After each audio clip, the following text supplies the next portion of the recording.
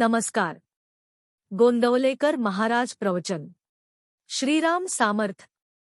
आज दिनांक 27 नोव्हेंबर. निर्गुणाची जाणीव ठेवून सगुणोपासनेत राहावे.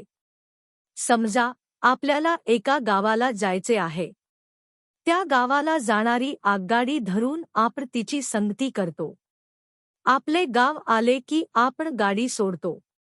हे जसे खरे त्याचप्रमाणे निर्गुण हे आपले साध्य असले तरी आज आपल्याला सगुणच खरे मानून त्याची संगती केली पाहिजे. निर्गुणाशिवाय सगुण खरे नाही ही गोष्ट खरी, पण सगुण खरे धरून चालल्याशिवाय निर्गुणापर्यंत पोहोचता येणार नाही हेही तितकेच खरे.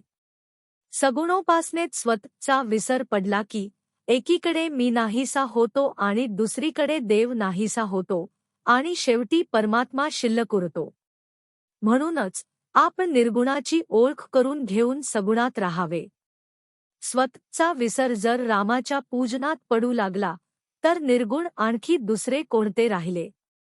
परंतु ताप आलेल्या माणसाला ज्याप्रमाणे सर्व कडूच लागते त्याप्रमाणे आमची वृत्ती विषाकार झालेली, तिला सगुण निर्गुण दोन्ही कुठे गोड लागतात. सगुणाशिवाय निर्गुण उपासना करतो म्हणतो, त्याला त्याचे मर्मच नाही कळले. वस्तुत तो सगुण उपासनाच करीत असतो, पण त्याचे त्यालाच नाही कळत. स्थलात आणि कालात जे देवाला आणतात त्यांनी त्याला सगुणात नाही आणले या म्हणण्यात काय अर्थ आहे. परमार्थाविषयी आपल्या काही विचित्र कल्पना असतात. अगदी अडाणीपणा पत्करला, पण हे विपरीत ज्ञान नको. सूर्य हा आपल्या आधी होता, आज आहे आणि पुढेही राहणार आहे.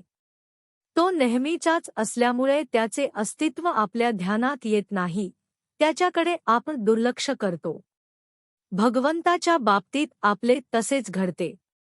एखादा नास्तिक जर म्हणाला की देव नाहीच, तो कुठे आहे हे दाखवा, तर त्याला असे उत्तर देऊन अडविता येईल की देव कुठे नाही हे दाखवा, पण हा उत्तम मार्ग नव्हे. देव नाही असे म्हणणाराला सुद्धा त्या स्वरूपाचे काहीतरी आहे ही जाणीव असतेच, फक्त तो त्याला निरनिराळी नावे देतो. निसर्ग, शक्ती, सत्ता अशी नावे देऊन तो त्यांचे अस्तित्व मान्य करतो, पण देव नाही असे तो म्हणतो. जे आहे असे त्याला वाटते तोच देव समजावा.